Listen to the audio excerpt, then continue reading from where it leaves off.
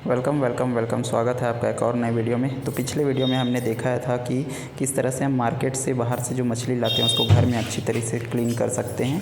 और आप देख सकते हो कि हमने मछली को अच्छी तरह से क्लीन कर लिया हुआ है और ये क्लीन करने के बाद में ये इस तरह से दिखाई दे रहा है। अब हम इसको तलने के लिए जा रहे हैं। तो सबसे पहले हम इसमें नमक डालेंगे और मछली में देखिए हम किस तरह से नमक को फैला दिए हैं। उसके बाद हम इसमें थोड़ा सा नमक इसके मछली के अंडे में भी डालेंगे और आप देख सकते हो कि किस तरह से नमक दिख रहा है। इसके बाद हम इसमें थोड़ा सा हल्दी डालेंगे।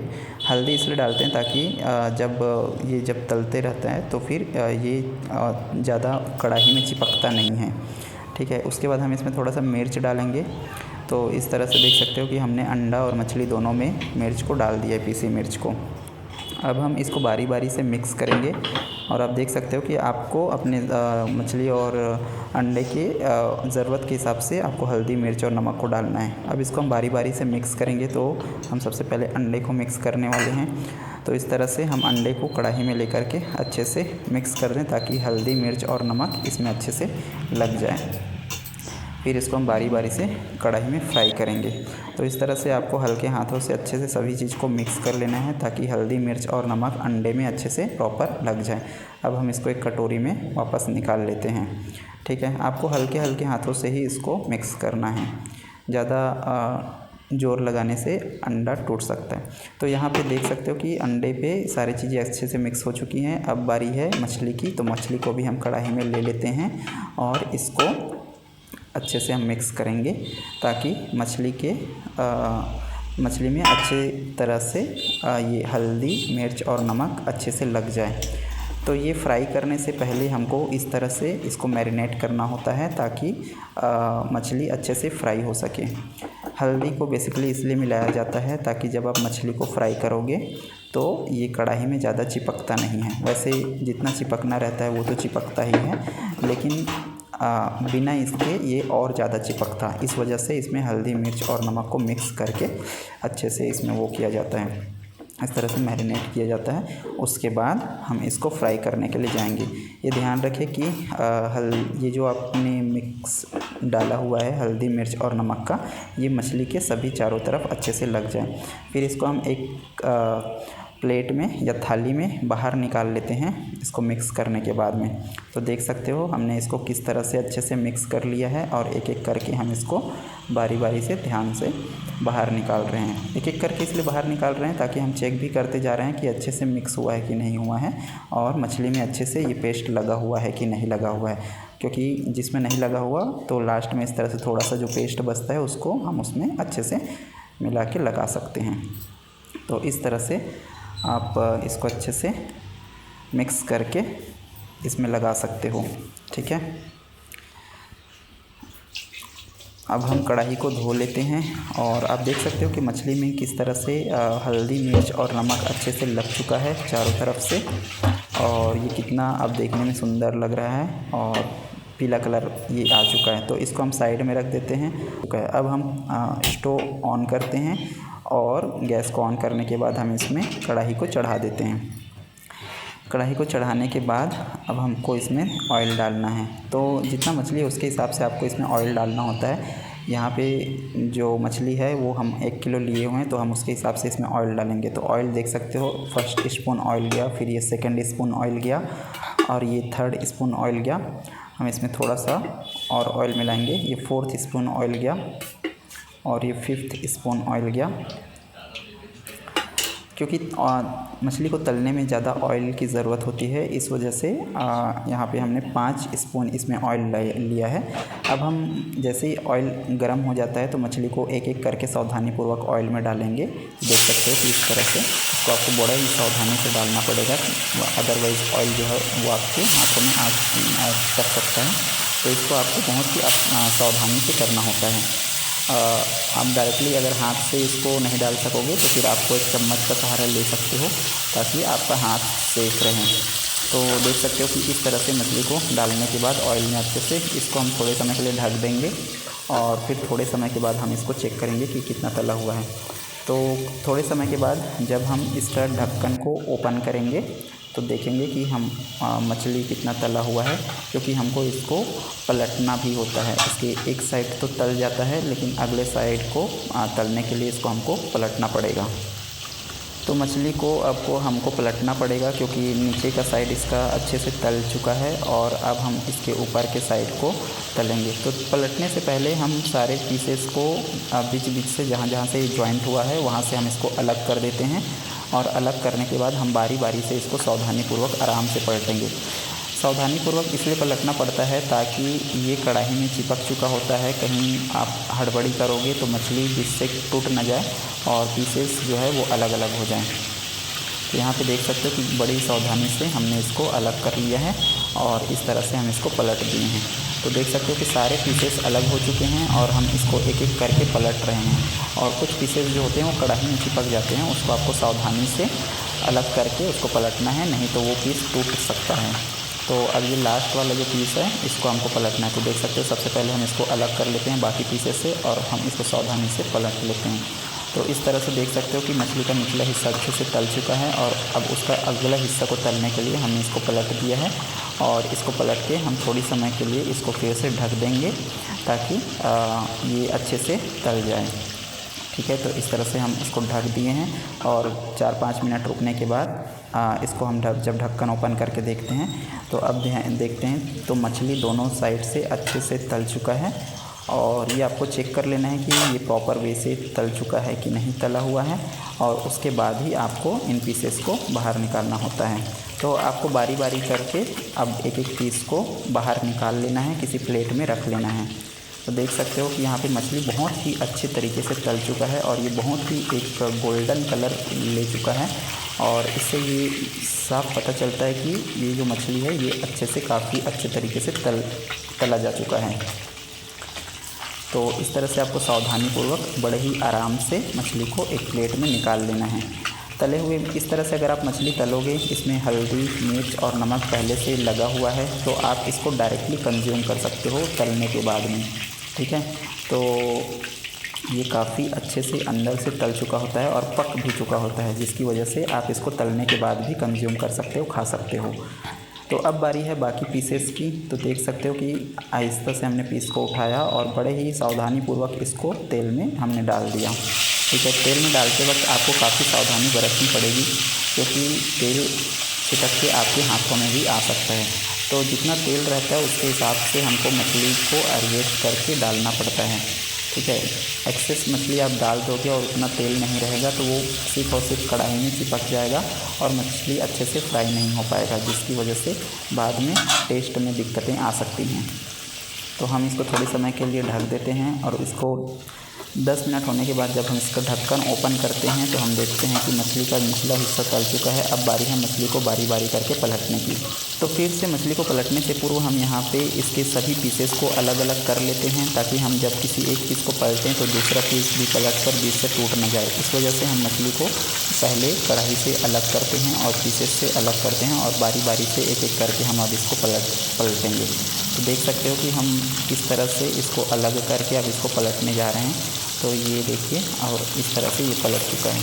ठीक है, तो बड़े ही सावधानी से आपको पलटना होता है। कभी कभी क्या होता है, पलटने के टाइम तेल जो होता है वो कढ़ाई से बाहर छिलक जाता है और वो आपके पैरों में या फिर आपके हाथों में कहीं पे भी गिर सकता है, जिसकी वजह से आपको बहुत दिक्कतें आ सकती हैं।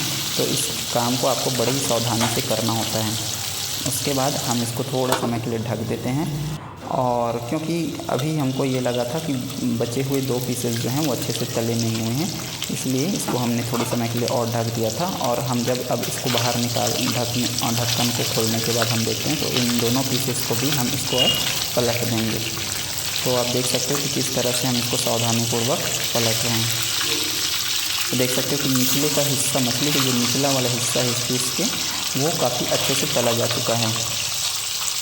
अब ये लास्ट पीस है जिसको हमको पलटना बाकी है। तो ये देखिए, हम इसको भी पलट चुके हैं और इनको भी हम अच्छे से पलट के फिर से तलने के लिए रख देते हैं थोड़े समय के लिए। तो एक पीस जो है इसको हमको और पलटना है ताकि ये भी अच्छे से नीचे से पक जाए।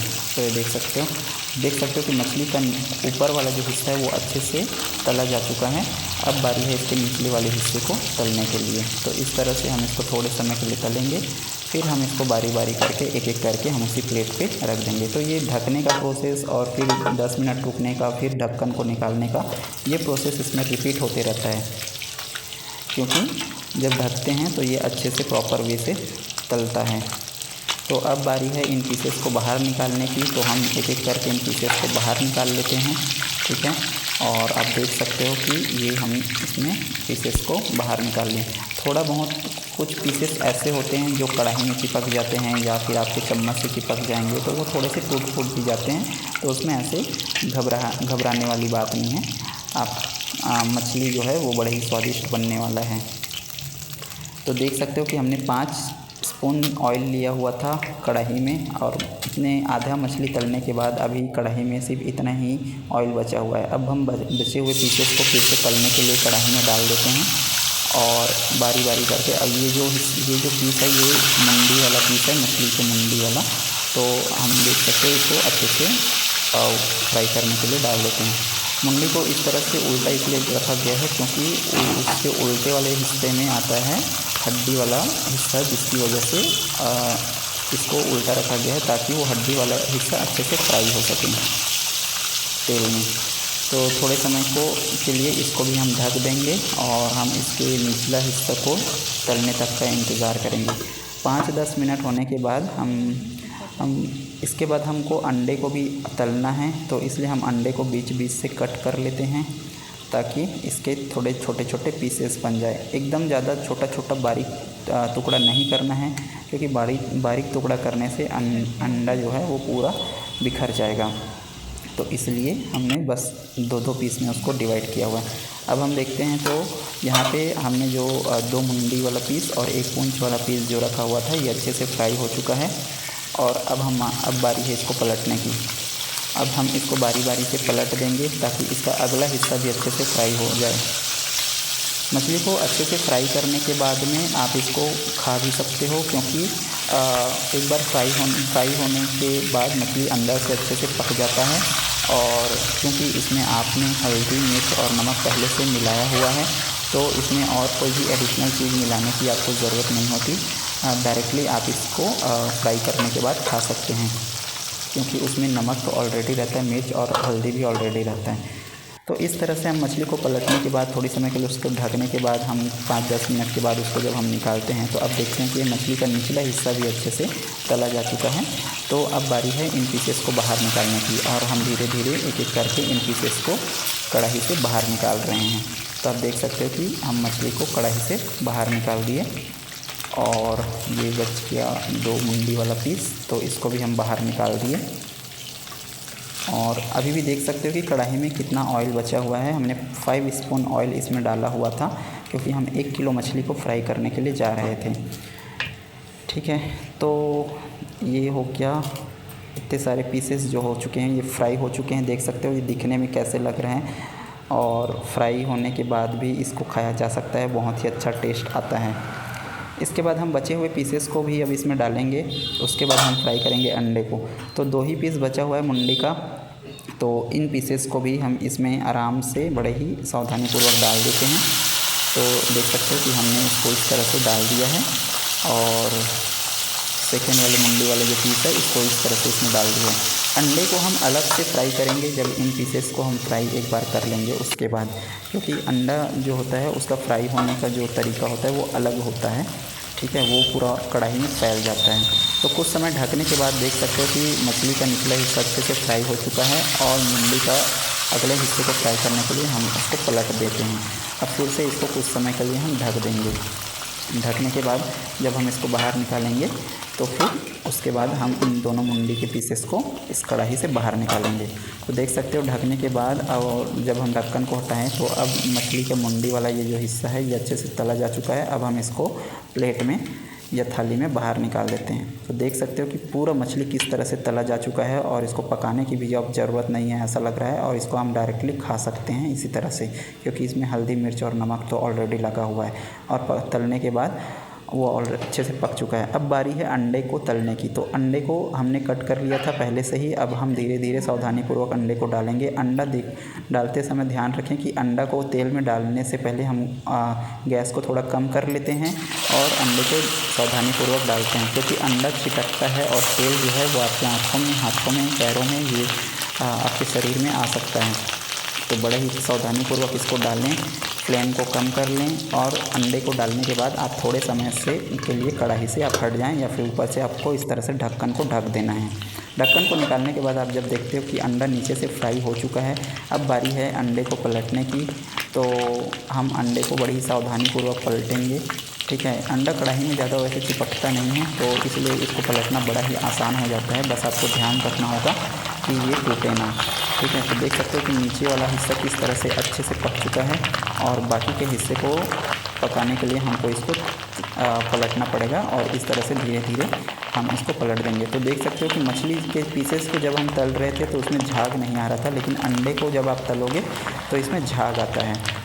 ठीक है, तो इसलिए हमको अंडे को अलग से तलना होता है। तो इस तरह से देख सकते हो कि अंडे को आप अच्छे से तलोगे और थोड़े समय के लिए ढक्कन को ढकने के बाद जब हम अंडे को देखते हैं तो फाइनली अंडा नीचे से तला जा चुका है। अब हम इसको एक प्लेट में अलग से बाहर निकाल लेंगे। तो देख सकते हो कि अंडा किस तरह से तला जा चुका है और ये रेडी टू ईट है।